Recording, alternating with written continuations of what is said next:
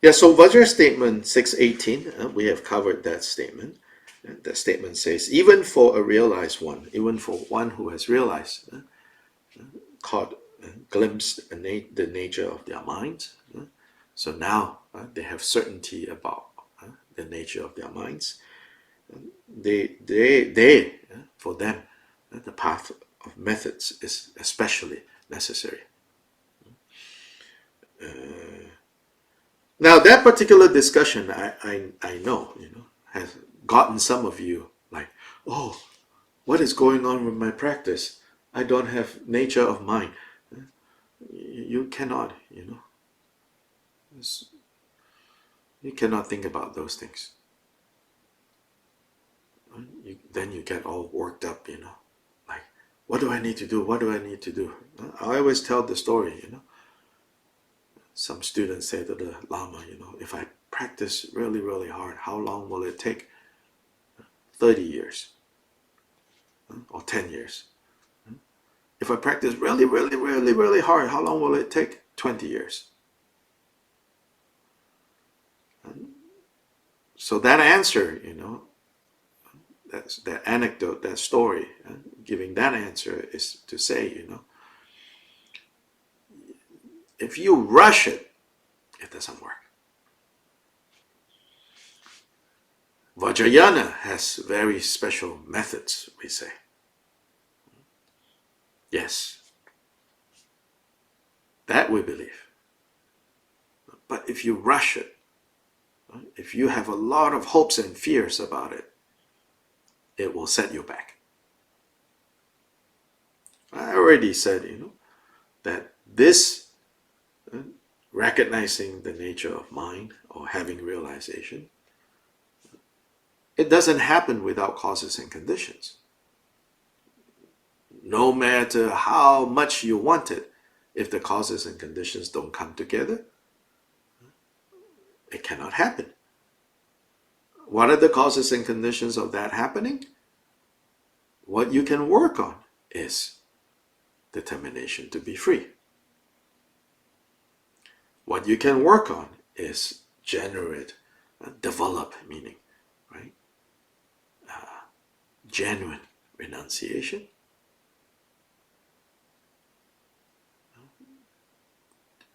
Always remembering what the 10 virtues are and what the 10 non-virtues are. Remembering the 8 worldly concerns. All those things are things that we can practice, and when we practice those things, we will see the immediate effect of practicing those things.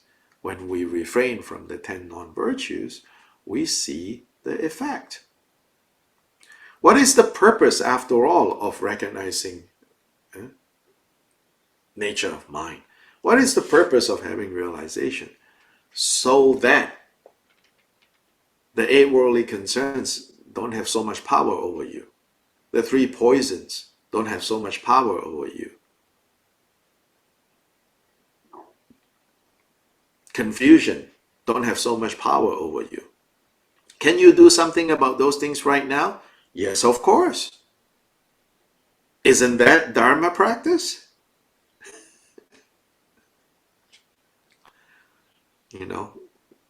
Instead, we get carried away by these discussions. And so this is also when, we overexpose maybe, But of course, I'm going over this material because I think we need to know this material if we want to know more about the unique way in which Kyobpa Rinpoche help us see the Buddha's teachings clearer and clearer.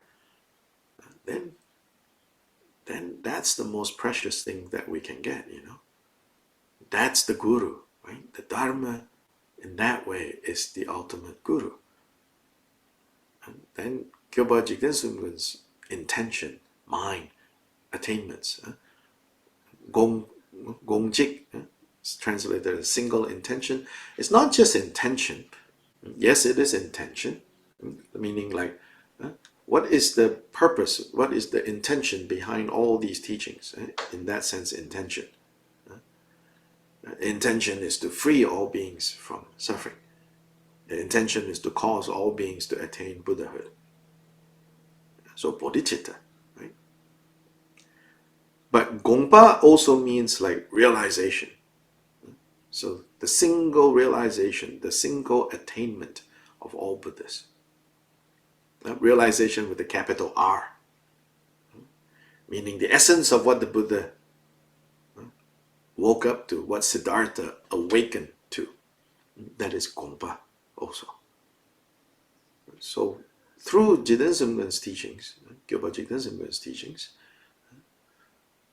we are offered a very special, unique window into more clearly, more directly seeing the Buddha's full and complete realization. Yeah, so Rinjangma says, I think we already looked at this. Statement 44 and 45 should be read together with 618. So 618 says, right, the path of methods are necessary. So then path of methods often involve all these more kind of yogic and harnessing of power, harnessing of energy, controlling breath, things like that.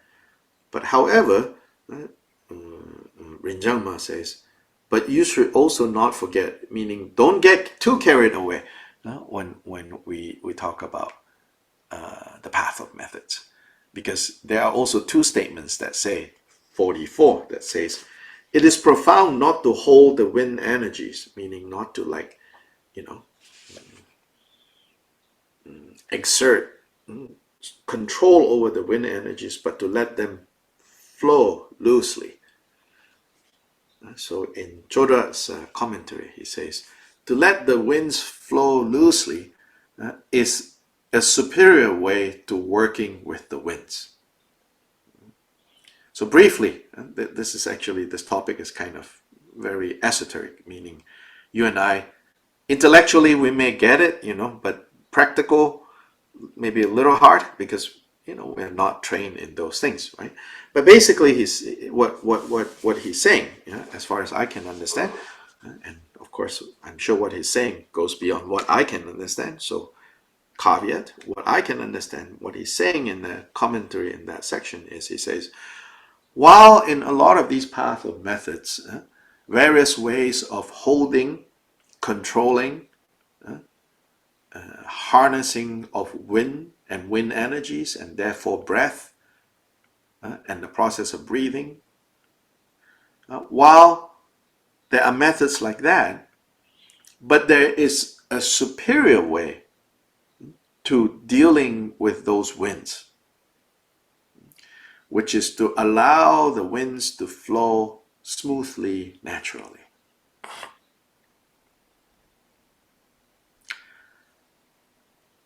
Right now, we are also allowing the winds to move freely. But our allowing the winds to move freely is not smoothly. Like freely causing trouble away. Then the beginning of the path of methods, or like the path of the ordinary path of methods, you could say, is because it has been allowed to flow freely, right? So now need to discipline it. But Kyobpa is saying there is a higher way still. Not just like the disciplining, like tightly tying it, but there's another way that allows those winds to move freely. That is the freely, smoothly, in the natural way. So he says there's that.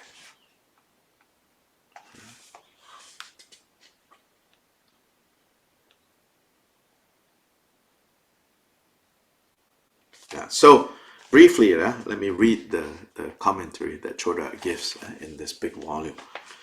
Since wind energy and mind are no different, So there's close relationship between these wind energies and the quality of your minds, your thoughts, your emotions. Since wind energies and mind are no different, people call the many back and forth movements, energetically breathing out the air, yogic exercises, tukor. So what is known as tukor are all these movements back and forth, moving this way, moving that way, like what we see now in a lot of yoga studios. There are definitely overlaps there, and also how to breathe and breathe in this way, that way, all of that. Yeah? Now he says, although they perform these things, if they do not see the true original state of their mind, occasionally it may be possible for a few apparent and surface level qualities to arise. Yeah? So doing it without seeing the true original state of their mind, which is actually a lot of people, they get very excited. They want to do all this path of methods stuff. But he says occasionally it may be possible for a few superficial qualities to arise, but there will be no ultimate successful completion of a great stretch of the path.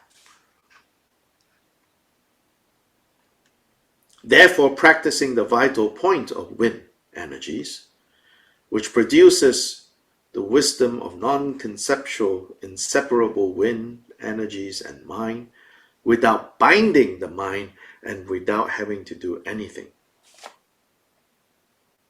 was taught then he quotes a particular tantra. And to practice accordingly is a great vital point. And then here Chodra says, go take a look at this other text that Jigten Sumgon taught about what to do with the winds. So even when Jigten Sumgon is saying, but path of methods is necessary, do know that his approach to those exercises is also different from the general approach.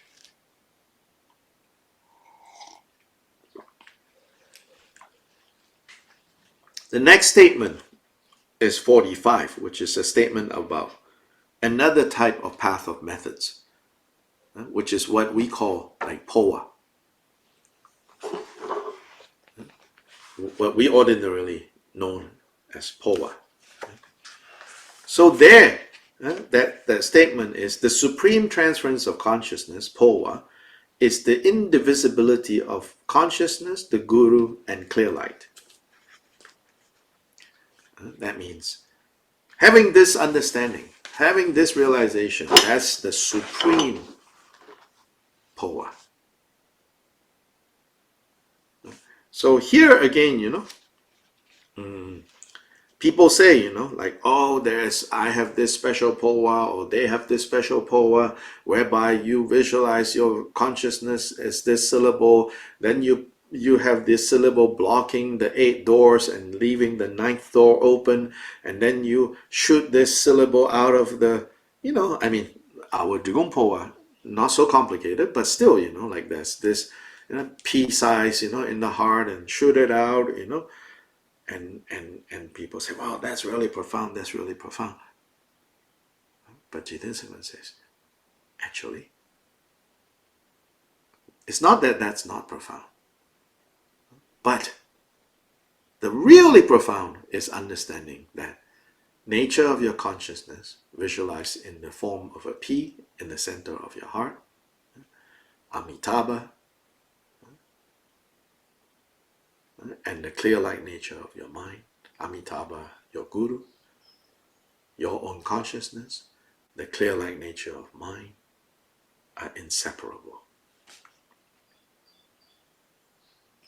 Then, when you understand that, when you do the POA practice, it's no longer forced. Nature will find itself, so to say. these three have the same nature, they will find themselves. They will find themselves if you allow them. So in this way, like, again, me, I have a feeling that what is really emphasized is there is a softer, more natural way of practicing even the path of methods.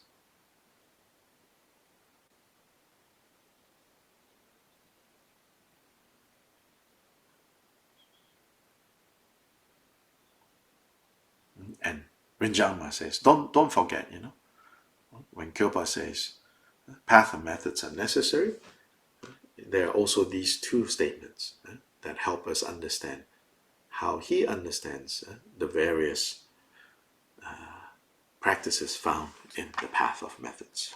Yes? When you were talking about the poem, the thing that came to mind to me was the idea that it's like going home.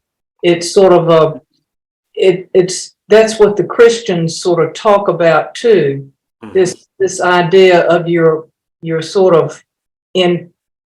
It's hard to, I can't explain it, but that's what came to me, this ease of being where you need to be somehow, or being what you need to be. I don't have the words.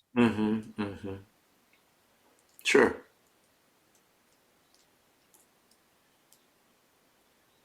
Yeah, in the Pure Land teachings of Amitabha's Pure Land, sometimes that expression is used, like going home.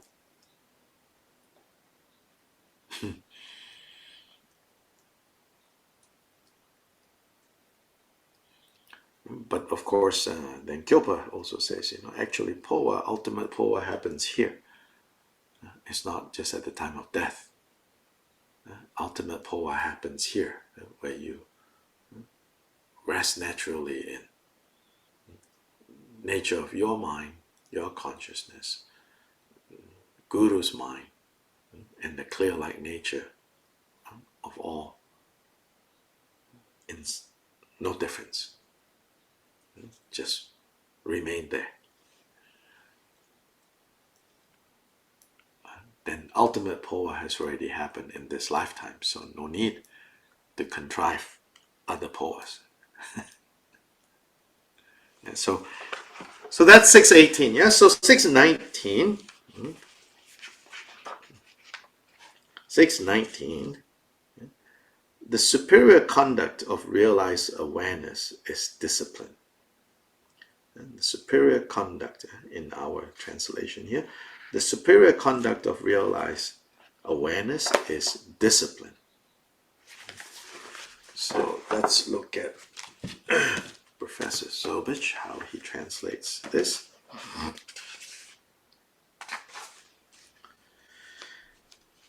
Having the highest regard for disciplined conduct is the specially distinguished conduct of awareness. And so there is a technical term here, conduct of awareness, tushuk. So in Sanskrit, I believe this is called vrata, I believe. And what this is referring to is in the Indian Buddhist tantric texts, tantric tradition, tantras, after a practitioner has been initiated into Vajrayana, and in India it's done in not so openly. It's done more discreetly. In India, these ceremonies, these rituals of initiation, they weren't done so openly. For sure they don't put up advertisements on social media and say, next week we're going to have an empowerment, please come.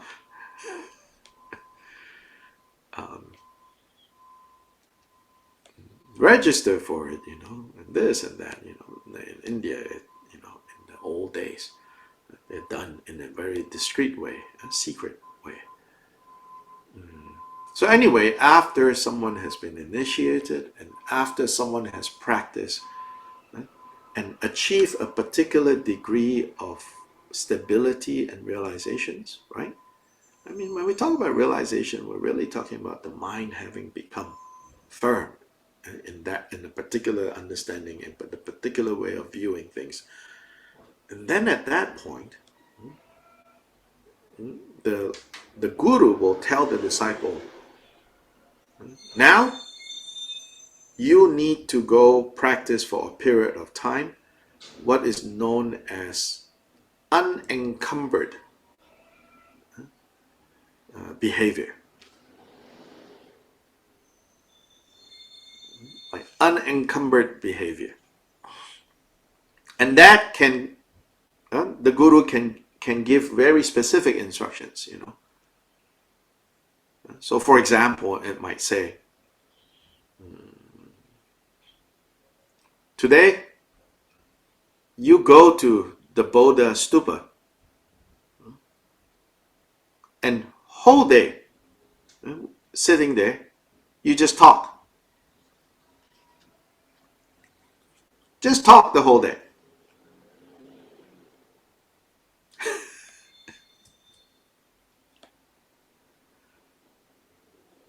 And talk to who? Doesn't matter, just talk.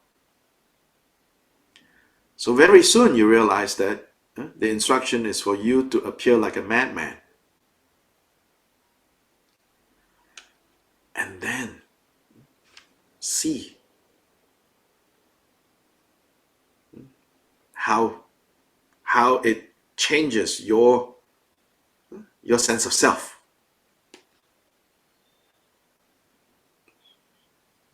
Or now go hang out with people of bad reputation.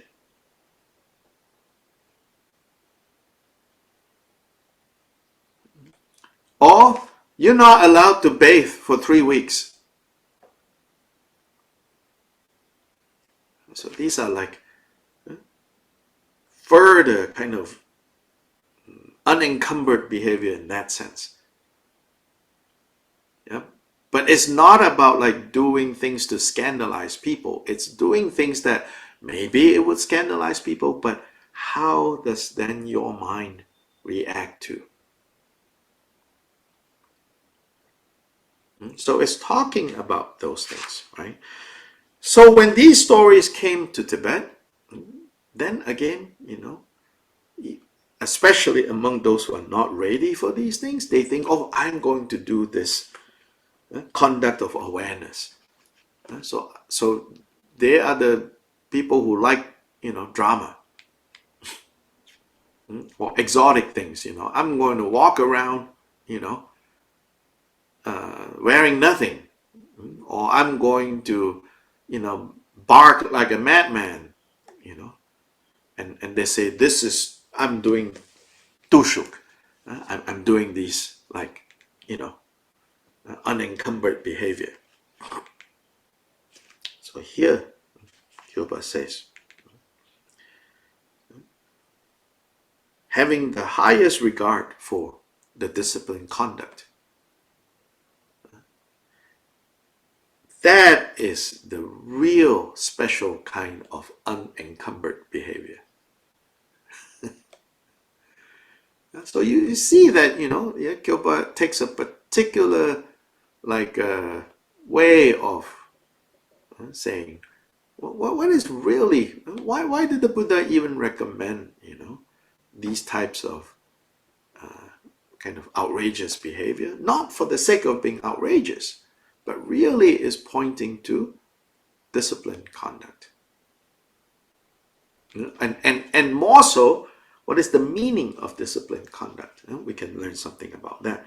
So in this larger volume, the counter position that this statement was given to address is, people claim that at the charnel grounds, one enjoys the various special observances of awareness in the attire of the yogis, in the face of enhancement of realization.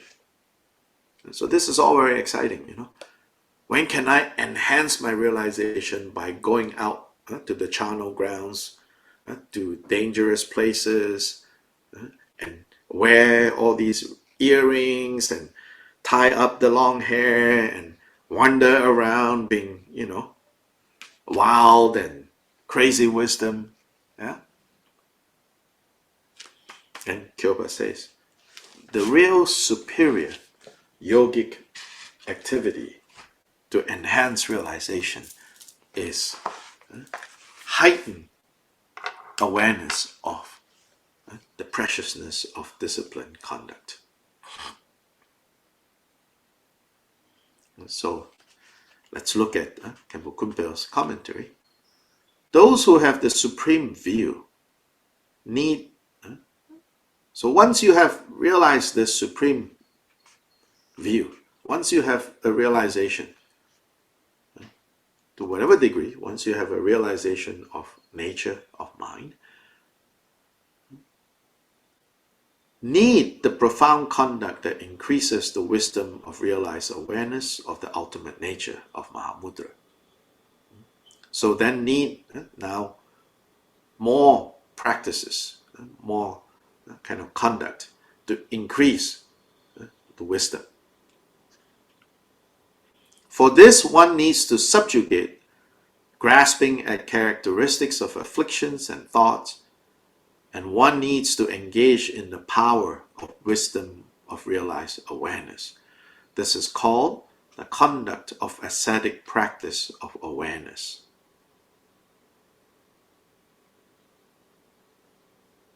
Tushu.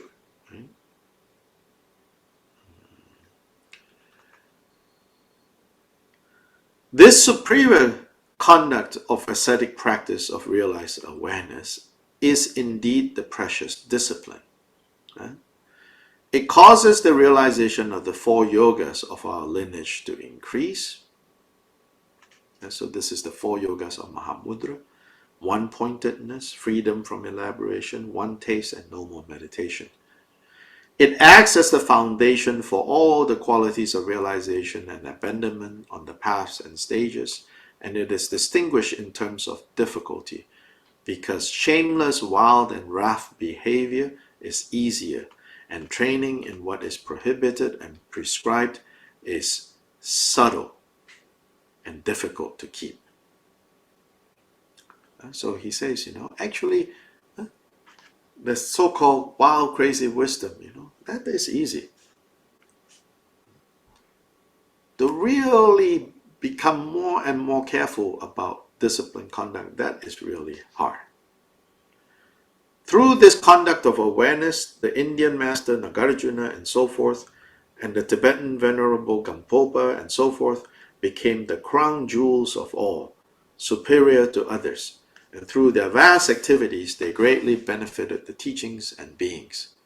Because of reasons such as these, the supreme ascetic practice is to keep a completely pure discipline that is not stained by even the most subtle wrongdoings. Thus Jigten Sumgon said, I, whose realization is equal to the Indian accomplished master Virupa, am now in the lifestyle of a monastic. Thus I am capable.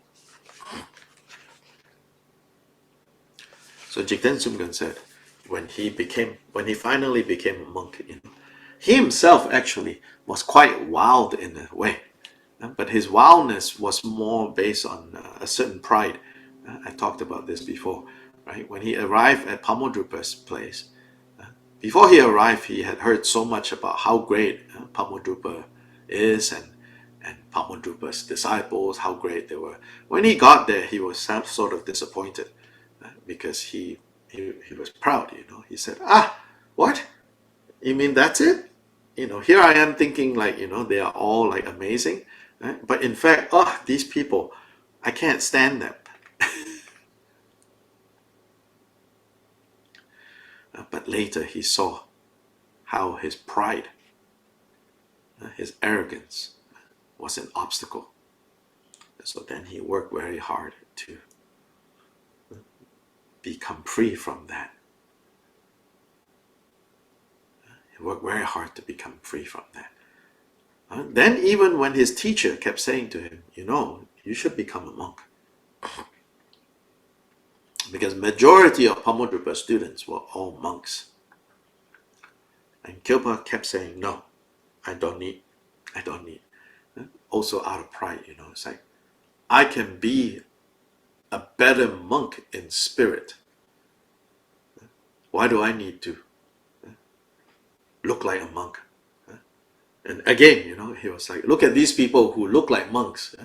They don't impress me. So in a way, he himself thought, just remaining the way he is, wearing simple, almost like, beggar clothing, probably long, dirty hair. It's like, I'm like the Indian Mahasiddhas. But after he achieved enlightenment, 7 years after his teacher passed, after he achieved enlightenment, he went and took his monk's vows, because he says, this is the most beautiful ornament. And on that occasion, he says, my realization is equal to Virupa. Virupa is this great Mahasiddha in India, and Virupa famous for a lot of stories of like kind of crazy wisdom behavior. But he says, now I'm equal to Virupa, but my conduct is that of a pure, impeccable monastic. So in there, in that statement is sort of saying, I'm doing something even harder than what Virupa did.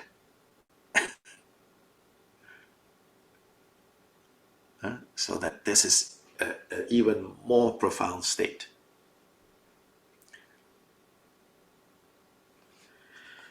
So here, Khenpo Kunpal said, Rizing Chodra said, quoting Chodra, thus, even though one has a high level of practice and realization, there is greater benefit for the teachings of the Buddhas if one practices discipline along with that, along with your realization.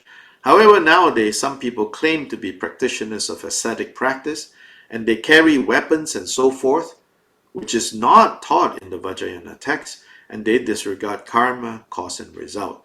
They risk their lives and behave wildly and inappropriately, thereby disturbing the 8 classes of gods and nagas and so forth, and stray like dogs. Without even a sesame seed of compassion, they crave for meat and blood of sentient beings who have been their mothers in past lives, and whose kindness cannot be repaid, and they threaten their lives. Compared to these ascetic practices of pretending to be realized, the ascetic practice of discipline is especially superior, and it is important to practice it. This is Jigten Sumgon's point. So in part it's addressing, this 12th century. And there were groups of people who claim like, we are like the Mahasiddhas of India. So they carry scary looking things. They are scary looking, and they will travel in bands, going through towns and villages. And especially people are, also superstitious and, like see that, and so there were these groups going around saying, we are highly realized, we are doing these practices of enhancing our realization. And Kyobpa Rinpoche's position on that is, if you're really highly realized, then the example of Nagarjuna, is there any Mahasiddha greater than Nagarjuna? No. Because Nagarjuna is one of the 84 Mahasiddhas. In fact, he is, you could say, source of many of the Mahasiddhas, as in his teacher to many of them.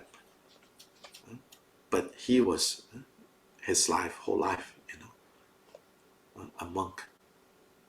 It says that is, And so then, of course, Jigten Sumgon is also considered the reincarnation of Nagarjuna. Nagarjuna. The Nagarjuna born in Tibet.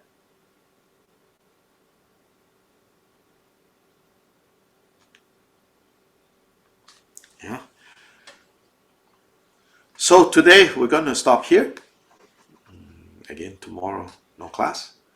Wednesday, we will finish this chapter, statement 20. Then after that is the final chapter, insofar as this commentary.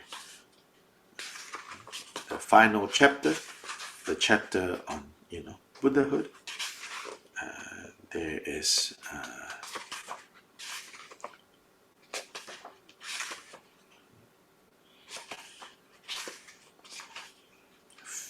15 statements.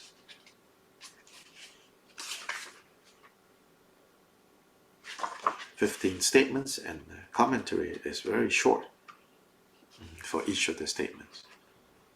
So before long, we will finish this book.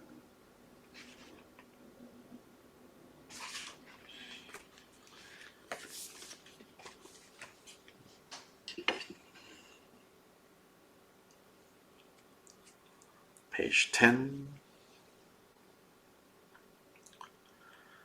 Sublime, precious, venerable, and glorious root and lineage gurus, assembly of Idam deities, Buddhas and Bodhisattvas dwelling in the 10 directions, and all assemblies of Viras, Viranis, Yoginis, and Dakinis, please heed me.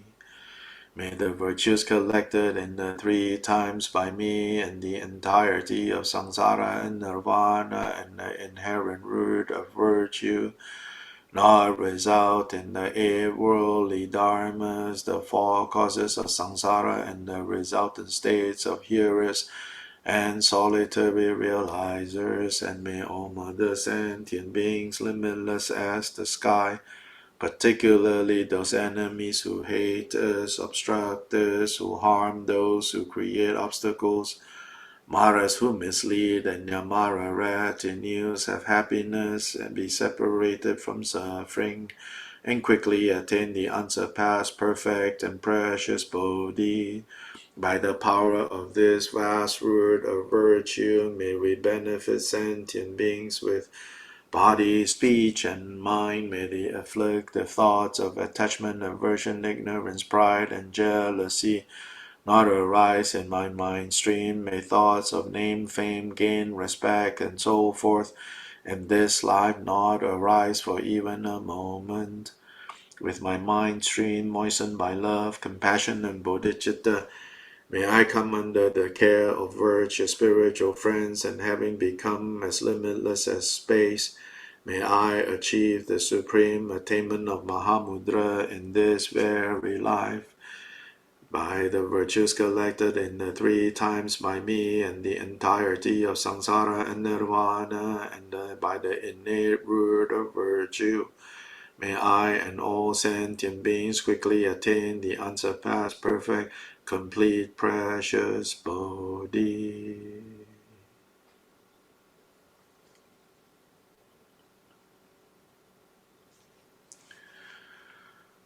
Okay, goodbye everyone.